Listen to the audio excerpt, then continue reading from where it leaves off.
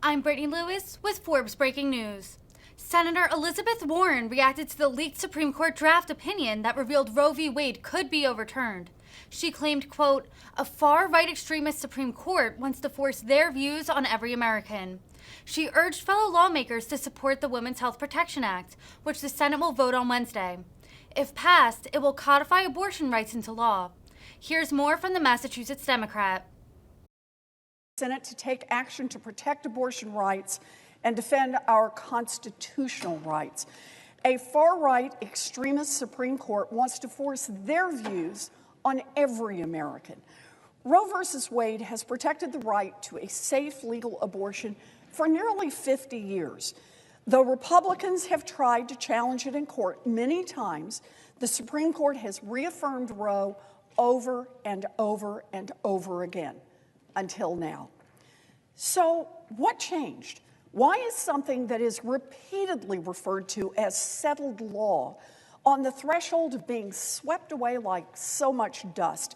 Why is a law that is literally protects tens of millions of people, and they have depended on it to protect access to a safe legal abortion, suddenly about to evaporate?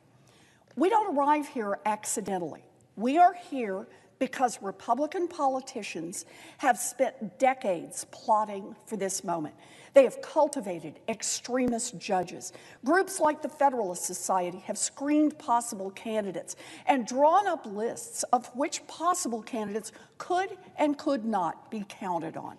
Extremist donors spent billions in dark money so that their preferred ideologues could chip away at people's fundamental rights and do it from the bench. Republican candidates for office pledged to support justices who would get rid of Roe versus Wade. And finally, when all of that still wasn't enough, Republicans stole 2 seats on the Supreme Court, all to force their unpopular minority agenda on the rest of America. I'm here to sound a warning. Republican extremism has been carefully nurtured for years. Now, Republican extremism is spreading. And now it is obvious that Republican extremism knows no bounds. Let's talk about the facts of Republican extremism. And let's begin with who pays the price for Republican extremism. Changes in abortion laws will have terrible consequences, but those consequences will not fall equally on everyone. No. Those with money will always have the option to leave the state or leave the country to travel where abortion is safe and legal. No. The people who will pay the biggest price will be the most vulnerable among us. The mama, already working 2 jobs to help make ends meet, to support the children she has. The women working jobs who have no paid leave and who can't take 3 days off work to go to another state. The women in South Dakota scrambling to make an appointment at the only abortion clinic in the entire state. The 12-year-old who's been molested. The person who has been raped. The women in Texas who need life-saving care if their doctors can't provide. And the women all across the country, especially women of color, already facing shamefully high maternal mortality rates because in America, carrying a pregnancy to term is 43 times riskier than a legal abortion.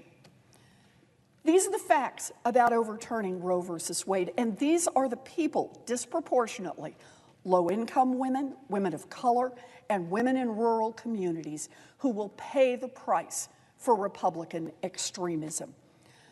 Overturning Roe, just the beginning. Republican state legislatures all across the country have already been emboldened by this Supreme Court, introducing hundreds of anti-abortion bills this year alone. States are now introducing bills to declare it a crime for someone to obtain an abortion, for someone to provide an abortion, or for someone just to help someone locate where they might get an abortion. And where will the Republican extremists turn next? Will they investigate every miscarriage? Will they put every obstetrician and gynecologist on a watch list? Will they monitor location data for every person who pulls into the parking lot of a Planned Parenthood clinic? Let's be absolutely clear about what will happen if this decision stands. Republicans want to do more than criminalize abortion. They want to criminalize women for making decisions about their pregnancies and their own health. This isn't theoretical. It is already coming to pass. In Texas, where abortion has been virtually inaccessible to millions of Texans for the last 8 months, a young woman has been charged with murder for an alleged self-induced abortion. An Oklahoma law has passed that would outlaw abortion even in the case of rape or incest. But what Republicans are really after is criminalizing women's very bodies. In Louisiana, Republicans are pushing for the most extreme bill yet, legislation that would classify abortion as a homicide. If enacted, this bill could criminalize women for using certain forms of birth control or even for having a miscarriage that she had no control over. And we know who will be the most affected by the over-criminalization of women's bodies. It will be women of color who are already over-policed and face the greatest barriers to accessing health care. The intrusiveness of these state laws is vile. Efforts to give fertilized eggs personhood rights and to criminalize abortion could make IVF procedures criminal, depriving someone who wants to get pregnant the only option available to her. As some states get more and more aggressive about intruding into the private lives of millions of women, just this weekend, the Republican leader, Mitch McConnell, signaled he's open to even more extremism. He said that a nationwide abortion ban was, quote, possible if Republicans retake the majority. A nationwide abortion ban available in every state, including those states that are currently working overtime to protect access to abortion. A nationwide abortion ban applicable to girls who have been molested and to people who've been raped and to women who are already working 3 jobs to support the children they have. Republican extremism is spreading. Republican extremism knows no bounds. For me, this isn't about politics. This is personal. I have lived in a world where abortion was illegal. I learned early on that when the law bans abortions, only safe and legal abortions will actually be banned. I lived in a world in which women bled to death from back alley abortions, a world in which infections and other complications destroyed women's futures, a world in which women's educations and lives were derailed by an unplanned pregnancy, a world in which some women took their own lives rather than continuing with a pregnancy they could not bear. I have also lived in a world where abortion is legal. For decades, expanded access to abortion has allowed people to make decisions about their own bodies and lives, promoting access to life-changing opportunities and careers that had previously seemed out of reach. But the Republican extremists and the extremist justices they have put on the Supreme Court just don't care. They want to send us back to the days when women's rights to control their own bodies and their own futures simply did not exist. American freedoms are under attack. The liberty of more than half our population is under attack. Republicans have planned long and hard for this day, and now that it is here, we must stand and fight. Tomorrow, the Senate will vote on the Women's Health Protection Act to enshrine the right to an abortion in federal law. We need the Women's Health Protection Act to prevent radical right-wing state legislatures from ever enacting extreme bills like Texas's SB 8 or Mississippi's 15-week ban. With WIPA, we will take the steps necessary to protect our human rights. It is just that simple.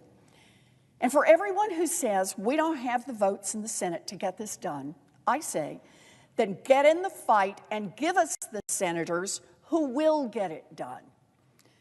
Don't tell us what we can't do to stop Republican extremism. Get in the fight to help us beat these abortion restrictions into the dirt. Get in the fight to recognize the dignity and liberty of every American. After this vote, there will be no ambiguity. Every American will know exactly where their elected representatives in Congress stand, and every senator will have to explain whether they defend the right of every person to have control over their own bodies and their own futures, or whether they will stand by as women's constitutional rights are brazenly stripped away.